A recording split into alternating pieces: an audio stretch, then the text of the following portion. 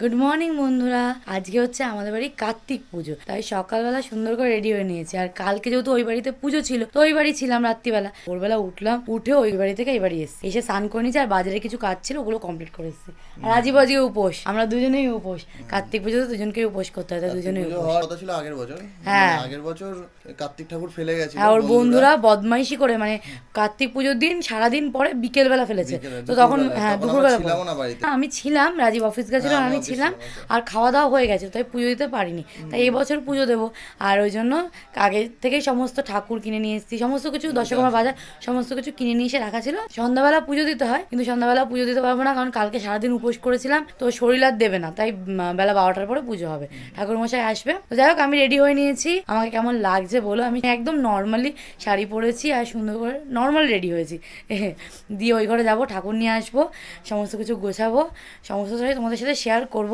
তো চলো দেখতে থাকো। সারাদিন আজকে পুজো নিয়ে কাটবে। তো চলো, খুব এক্সাইটেড। তো তোমাদের সাথে শেয়ার করবো একদম। চলো, ঠাকুর আর যা যা জিনিস ওই ঘরে রাখা ছিল মামুনির ঘরে, তো সব নিয়ে এলাম। এই যে এখানে রেখেছি ঠাকুরটা আপাতত, কিন্তু গোছাতে হবে। আর এই যে এখানে সমস্ত দশকর্মার বাজার আছে, ফল টল আছে, এখানে দশকর্মার বাজার সমস্ত কিছুই নিয়ে এসেছি। এবার সমস্ত কিছু গোছাবো। আর ফলগুলো আমাদের বাড়িতে যেহেতু পুজো ছিল, তো মা আগে থেকে কিনে রেখেছিল, তো আমাকে আর কেনার ঝামেলাটা করতে হয়নি। তো ওখান থেকে বাড়ি থেকেই নিয়ে এসেছি সব এগুলো। চলো, আমি এবার সমস্ত কিছু গোছানো শুরু করি, কারণ ঠাকুরমশাই আসার বেশিক্ষণ আর বাকি নেই। আর 40 মিনিট প্রায় আছে, 40 মিনিটের মধ্যে আমাকে সমস্ত গুছিয়ে নিতে হবে। চলো।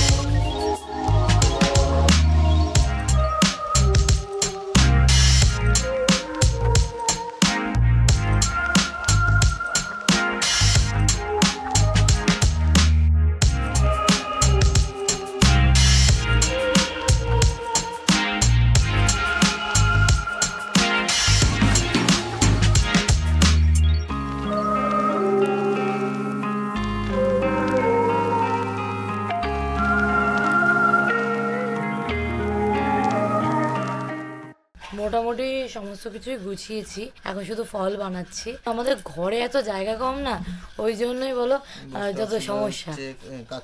হ্যাঁ, একজন বসার পরেই দুনিয়ার জিনিস সমস্ত কিছু গোছানোর পরে আর জায়গা নেই। সেটাই, জায়গা তো নেই, তোমরা তো জানোই। তোমরা তো জানোই যে আমাদের ঘরে জায়গা নেই। তো রাজীবকে এখন একটা গুরু দায়িত্ব দিয়েছি, সেটা হচ্ছে চন্দন বাটছে। তারপরে আমি বলেছি ঠাকুরের ওই পঞ্চপ্রদীপ, তারপরে এমনি প্রদীপ, এগুলো তুমি সাজাও। আর আমার সমস্ত কিছু গোছানো হয়েছে। এই যে এখানে তোমরা তো দেখলেই, এই যে ফল বানাচ্ছি, ফলটা বানাবো, তারপরে হচ্ছে হয়ে যাবে। তো যাই হোক, মোটামুটি সমস্ত কিছু গোছানো হয়েছে। হ্যাঁ, তো গোছানো হয়ে গেছে। তো চলো, বাদ বাকিটুকুনি করে নি। আর মামুনি বলে ঠাকুর মশাই বেরিয়ে গেছে, এক্ষুনি চলে আসবে, তো কাজটা কমপ্লিট করে নিই। গুছানো মোটামুটি কমপ্লিট হয়ে গেছে। ঠাকুর মশাই চলে এসে পুজো দেওয়ার জন্য বসে পড়েছে ঠাকুর মশাই। সব গুছানো, তাও এখন অনেকটা বাকি রয়েছে। রিয়া ফল কাটছিল, কিছুটা কেটেছে, আর বানাচ্ছিল, এই তো ফল বানাচ্ছিল, কিছুটা বানিয়েছে, আর এখনো ফাঁকা রয়েছে, এখনো করবে। ঘি হয়তো ঘিয়ের কোটো সামনেই রেখেছি, ঘিয়ের কোটো দিয়ে দাও, ঘিটি দিয়ে দাও, তাহলে সামনেই আছে সব ঘিয়ের কোটো রাখা। চলো, এবার পুজো শুরু হোক, দেখাই তোমাদের পুজোটা।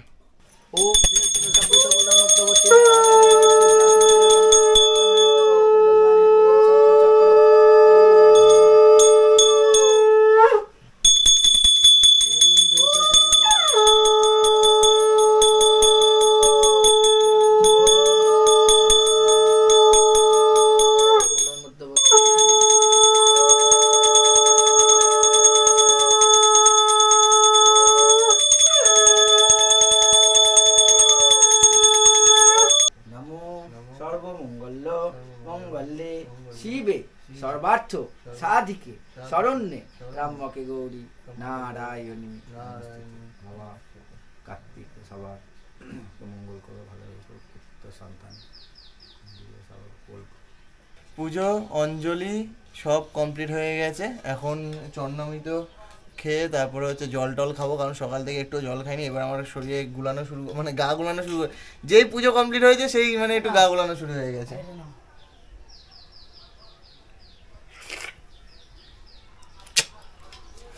এবার জল খাবো, তারপর একটু প্রসাদ খাবো। আর মা বললো আতপ চাল এনে দে, বাবা গেল আতপ চাল এনে দিতে।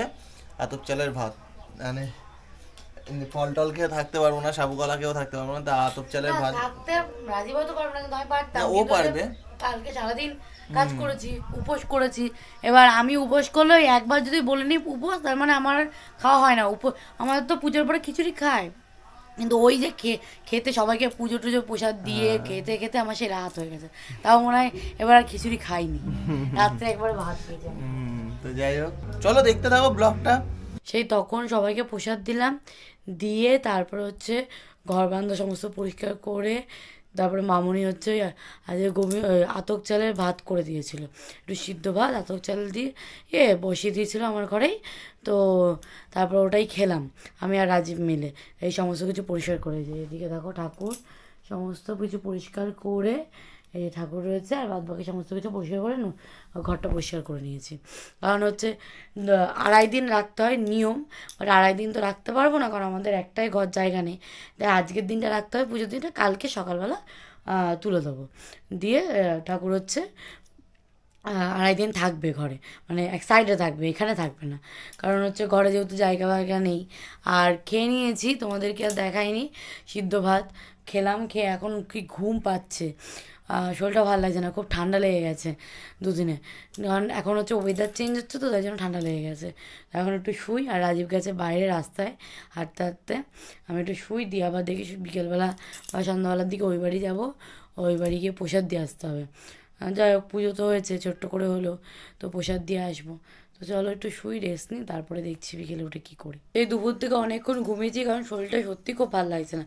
মানে হচ্ছে এই দুদিন কালকে বাড়িতে পুজো ছিল, তার আগের দিন আরও মুরগি বানানো ছিল, মানে এই দুদিন ধরে কাজই হচ্ছে। ধরো ঠান্ডাও লেগে গেলো হট করে, কেন কে জানে, ওয়েদার চেঞ্জ হচ্ছে। বললাম একবার তখন তোমাদেরকে যে ওয়েদার চেঞ্জ হচ্ছে, তো সেই একটু শুয়েছি যে নাক মুখ আটকে একেবারে একাকার হয়ে গেছিলো।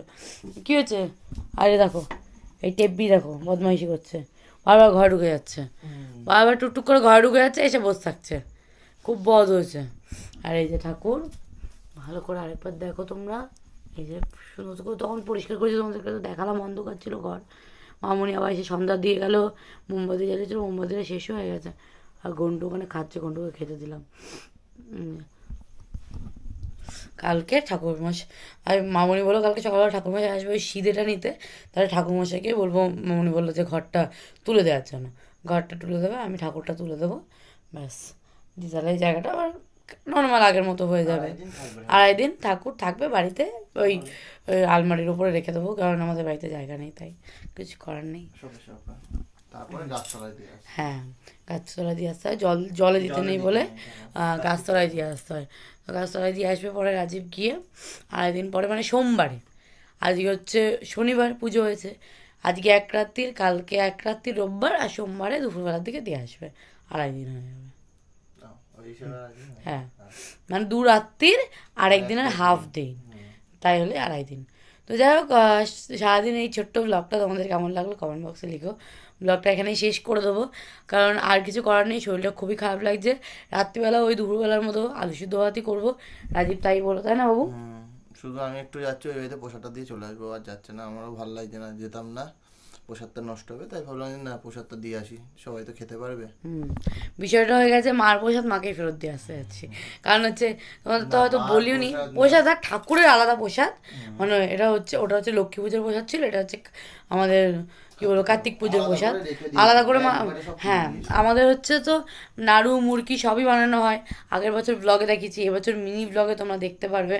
তো ওই সমস্ত কিছু তো ঠাকুরকে দেওয়া হয়, তাছাড়াও তো আলাদা করে রাখা হয়, ওখান থেকে মা আমার জন্য তুলে রেখে দিয়েছিল, তো আমাকে দিয়ে দিয়েছে। এই আজকে আমি ঠাকুরের পুজো তো দেবো বলে ফল টলও মাই কিনেছিল, ওগুলো মাই দিয়েছে, সবই মাই কিনে নিয়েছে, মাকে শুধু ফলের টাকাটা দিতে হবে, কারণ যেহেতু পুজো, নাহলে আমার পুজো হবে না।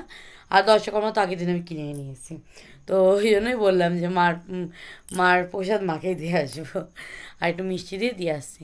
যাই হোক, চলো এই ব্লগটা এখানে শেষ করছি। সারাদিন এই ছোট্ট ব্লগটা কেমন লাগলো কমেন্ট বক্সে লিখো। আর ফার্স্ট টাইম আমার ঘরে পুজো হলো, জানি না কতটা ভালো করে দিতে পেরেছি, কি করতে পেরেছি, কারণ নিজের হাতে ফার্স্ট টাইম দিয়েছি কোনো পুজো। তো যাই হোক, তোমরা বলো কেমন লাগলো। ভালো লাগলে কমেন্ট করো, লাইক করো, শেয়ার করো, যারা নতুন চ্যানেলটাকে সাবস্ক্রাইব করো। তো চলো, টাটা, গুড নাইট।